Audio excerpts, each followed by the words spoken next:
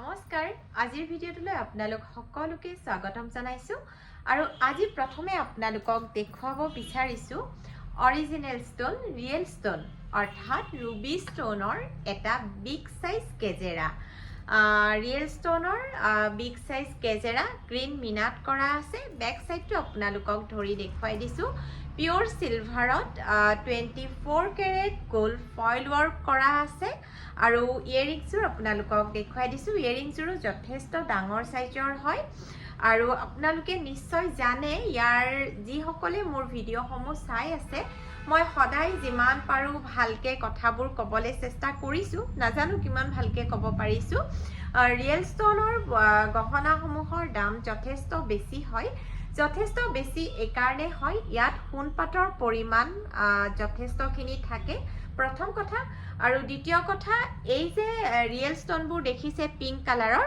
এইবোৰ uncut Ruby stone হয় হেহে এই সেটটোৰ দাম যথেষ্টখিনি বেছি হয় আৰু লগতে এই সেটসমূহত আপোনালোকে লাইফ টাইম ওয়াৰেন্টি পাব গতিকে যুগ যুগলে আপোনালোকৰ ওচৰত এই ৰিয়েল ষ্টোনৰ গহনাসমূহ সদায় থাকি যাব আৰু যদিহে আপোনালোকৰ ভাল লাগিছে অৰ্ডাৰ কৰিব বিচাৰিছে 9706102777 এটা স্ক্ৰিনশ্বটৰ সৈতে আমাক WhatsApp কৰিব আৰু যদি আপোনালোকে অৰিজিনেল ষ্টোনৰ গহনাও আমাক কাস্টমাইজ কৰিব বিচাৰে তেন্তে কাস্টমাইজ কৰিব পাৰিব এতিয়া মই আপোনালোকক আন এটা আৰু পাৰ্থক্য দেখুৱাই দিছো বহুতে কেতিয়াবা জানে তাৰ মাজত দুই এজন নজনাকেও থাকি যায় যিহেতু আমি প্ৰশ্নবিলাকৰ সন্মুখীন হওঁ সেই দেখুৱাইছো চাওক মোৰ হাতত দুটা গেজেৰা আছে এইটো হৈছে ৰিয়েল ষ্টোন আৰু এইটো হৈছে আৰ্টিফিচিয়েল ষ্টোন ইয়াৰে পাৰ্থক্যটো হল এইটো চাওক ৰিয়েল ষ্টোনৰ যিবোৰ বাখৰ আহে ষ্টোন আহে এইবোৰ পিংক কালাৰ আৰু ইয়াতে যিবোৰ বাখৰ লগোৱা আছে এইখিনি হৈছে ৰঙা ৰঙৰ ৰেড কালাৰৰ ইয়াৰে বাখৰসমূহ হৈছে আনকাট যিবোৰ সম্পূৰ্ণ প্ৰাকৃতিকভাৱে আহে ইয়াতে যিটো যেনেকুৱা সাইজৰ আছে তেনেকে আমাৰ কাৰিকৰসকলে সেই বহুখিনি বাখৰৰ মাজৰ পৰা বাছি বাছি উলিয়াই এনেদৰে লগায় আৰু দ্বিতীয়তে ইয়াতে যিখিনি আপোনালোকে ৰঙা বাখৰ দেখা পাইছে এইখিনি হৈছে হ্যান্ডমেড বাখৰ আমাৰ কাৰিকৰসকলে হাতেৰে বনায় ইয়াতে যিটো যেনেকুৱা আকাৰৰ বাখৰ লাগে ধৰি লওক ইয়াতে এই দুকদুকিৰ মাজত ইমান ডাঙৰ এনেকুৱা জুঙা বাখৰৰ প্ৰয়োজন আমাৰ কাৰিকৰসকলে হেতু হাতেৰে বনায় কিন্তু অৰিজিনেল ষ্টোনত ৰিয়েল ষ্টোনত কেতিয়াও হাতেৰে বনাব নোৱাৰি যেনেকুৱা সাইজৰ আহে সেই 1 কেজি 2 কেজি বাখৰৰ মাজত এনেকুৱা ৰাউন্ড জুঙা সৰু ডাঙৰ বহুত বাখৰ মিক্স হৈ থাকে ষ্টোন মিক্স হৈ থাকে তাৰ মাজৰ পৰা কাৰিকৰসকলে উলিয়াই এনেকে লগাবলগীয়া হয় ইয়াৰে বেক সাইডটোত লাবোৰ থাকিবৰ বাবে এনেদৰে মিনা লগোৱা হয় আৰু ইয়াৰে বেক সাইডটোত লা থাকিবৰ বাবে ৰূপৰ এটা প্ৰলেপ দিয়া হয় যেটো কাৰণত অৰিজিনেল ষ্টোনৰ সেটবোৰৰ দাম বেছি হয় আৰু দ্বিতীয়তে ইয়াতে সোণপাতৰ লেয়াৰ কমকে থাকে ইয়াতে সোণপাতৰ লেয়াৰ বহু বেছি পৰিমাণে থাকে পাৰ্থক্য এইখিনিয়ে আৰু কৈছোৱে ৰূপত বনোৱা হয় আৰু বৰ্তমান সময়ত নকল বজাৰখনত কিছুমান পিংক কালাৰৰ ষ্টোন আপোনালোকৰ মাজলৈ উলিয়াই দিছে কিন্তু সেইখিনি কেতিয়াও ৰিয়েল ষ্টোন নহয় যেতিয়া কিনিব ভালকে চাই মেলি কিনিব আৰু দ্বিতীয়তে হৈছে বহুতে সুধে যে ৰিয়েল ষ্টোনটো বেছি ভাল নে হ্যান্ডমেড যেটো আৰ্টিফিচিয়েল ষ্টোন হয় হেতু অৰ্ডিনাৰি নেকি অৰ্ডিনাৰি একেবাৰে নহয় এইটো অকনমান কম খৰচত কৰা হয় যিহেতু সকলো সময়তে সকলোৱে বহুত বেছি টকাৰে ক্ৰয় কৰিব নিবিচাৰে তেতিয়া এই হ্যান্ডমেড বাখৰৰ ষ্টোনৰ সেটবোৰ ল'ব পাৰে আৰু যদি আপোনালোকে বিচাৰে যে আপোনালোকে ভৱিষ্যতলৈ এটা ধুনীয়া অসমীয়া গহনাৰ সেট কৰি থৈ দিও নিজৰ ছোৱালীজনীলে নিজৰ নাতিনীজনীলে বা নিজৰ ছোৱালী বোৱাৰীলে তেতিয়া হলে অৰিজিন ষ্টোনৰ যিবোৰ গহনাৰ সেট হয় আপোনালোকে কৰি থব পাৰে বেয়া এটাও নহয় কিন্তু ইয়াতে আৰু এটা কথা আপোনাৰ গহনা কিমান লাষ্টিং হ'ব হেতু নিৰ্ভৰ কৰে আপোনালোকে গহনা কেনেদৰে ৰাখিছে আৰু কেনেদৰে ব্যৱহাৰ কৰিছে বাৰে বাৰে সদায় কওঁ যে আপোনালোকে কেতিয়াও ভেলভেট বক্সত নাৰাখিব ভেলভেট বেগত নাৰাখিব বহুত সময়ত আমি পাওঁ আমি ধুনীয়াকৈ প্লাষ্টিক বক্স দি পঠিয়াওঁ, কিন্তু যেতিয়া গহনাটো বেয়া কৰি লৈ আহে কয় এদিনো পিন্ধা নাই, তাৰ পাছত গহনাটো বেয়া হয়। তাৰ কাৰণটো তেতিয়া গম পাওঁ, তেওঁলোকে যেতিয়া বেগৰ পৰা বক্সটো উলিয়াই দিয়ে, ধুনীয়াকৈ তেওঁলোকে ঘৰত লৈ গৈ পেলাই নহয় ভেলভেট বক্স, নহয় ভেলভেট বেগ এনেকুৱাত ৰাখি দিয়ে।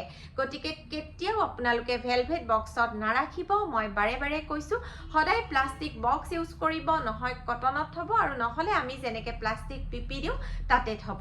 আৰু গৰমৰ দিনত যদিহে আপোনালোকে ষ্টীল আলমাৰীত ৰাখে, তেতিয়াহ'লে মাজে মাজে আপোনালোকে এয়াৰ লগাব।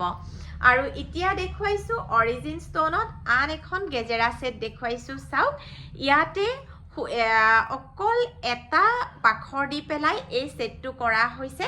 এইটো এটা একদম পুৰণা ডিজাইন হয়। বেছিখিনি ইয়াত সোণপাতৰ কাম আছে, আৰু ইয়াৰে সোণপাতটো চাওক ৰেডিয়াম কৰা গৈছে, বৰ ধুনীয়াকৈ লিপিত খাই লাগি আছে।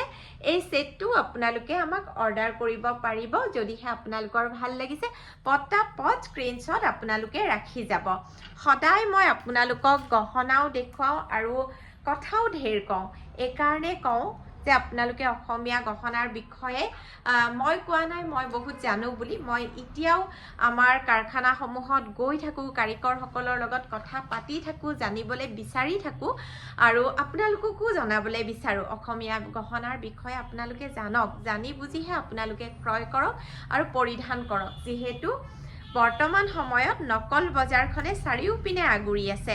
আৰু এতিয়া দেখুৱাইছোঁ মৃদং ছেট এটা। ইয়াৰ আগতেও এটা মৃদং ছেট এইটো দেখুৱাইছিলোঁ নে নাই মই পাহৰিলোঁ, কিন্তু এইটো আকৌ ৰিষ্টক হৈছে। আপোনালোকে যদি অৰ্ডাৰ কৰিব বিচাৰে তেতিয়াহ'লে স্ক্ৰীনশ্বট ৰাখিব 9706102777ত আপোনালোকে আমাক অনলাইন অৰ্ডাৰ কৰিব পাৰিব।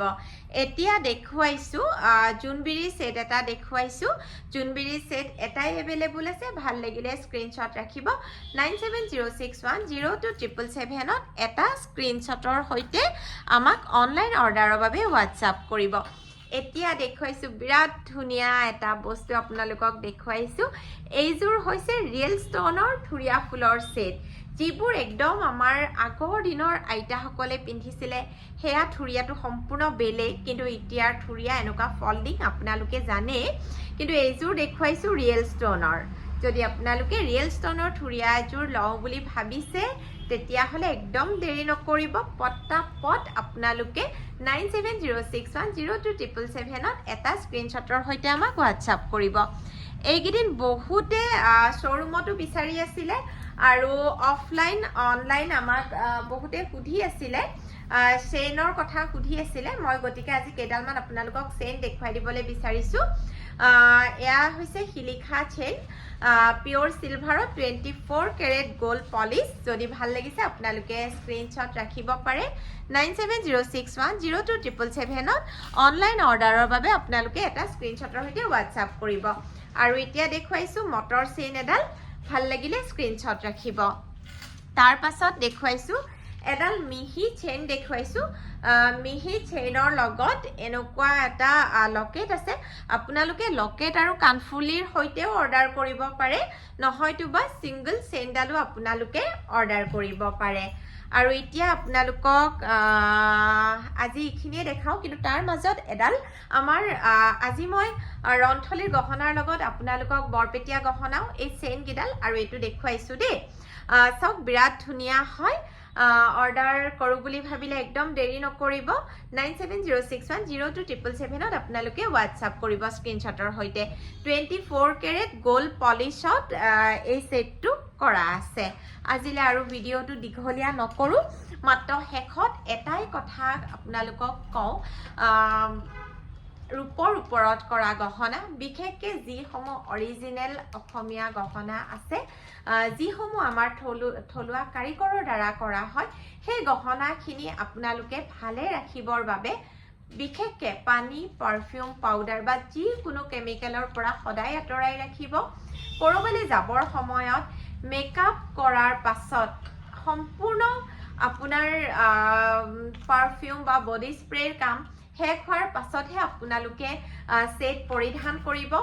আৰু ক'ৰবাৰ পৰা পিন্ধিয়ে ডাইৰেক্ট গহনাটো সুমুৱাই নথ'ব। 5-10 মিনিট সময় অকণমান এয়াৰ লগাই পেলাই আমি যেনেদৰে প্লাষ্টিক বক্স দিওঁ পিপি দিওঁ আপোনালোকে তেনেকৈ ৰাখিব আৰু বিশেষকৈ কেতিয়াও ভেলভেট বক্সত নাৰাখিব বহুতৰ এনেকুৱা হয় জোৰণত প্লাষ্টিক বক্সটোত নিবলৈ বেয়া পায় গতিকে জোৰণৰ সময়খিনি ভাল দেখা হওক বুলি বহুতেই ভেলভেট বক্সত লৈ যায় বা শ্ব'ৰুমত বিচাৰে ভেলভেট বক্স আছে নেকি দিয়কচোন অকণমান সময়হে নিম কিন্তু নহয় সেই ভেলভেট বক্সত ভেলভেটখিনি লগাবৰ কাৰণে যিটো কেমিকেল ইউজ কৰে আঠা ইউজ কৰে তাৰে কেমিকেলে সেই 1 ঘণ্টা বা আধা ঘণ্টাতে আপোনাৰ গহনাটো বেয়া কৰিব পাৰে সেয়েহে সদায় আপোনালোকে প্লাষ্টিক বক্সতে ৰাখিব আৰু যদি সম্ভৱ হয় আগৰ দিনৰ মানুহে অসমীয়া গহনা ক'ত ৰাখিছিলে কাঠৰ পেৰা বৰ্তমানটো আৰু কাঠৰ পেৰা আমাৰ কাৰো ওচৰতে নাই চাগে যদি পাৰে উডেন আলমাৰীত ৰাখিব আৰু যদিহে ষ্টিল আলমাৰীত ৰাখে তেতিয়াহ'লে বিশেষকৈ গৰমৰ দিনত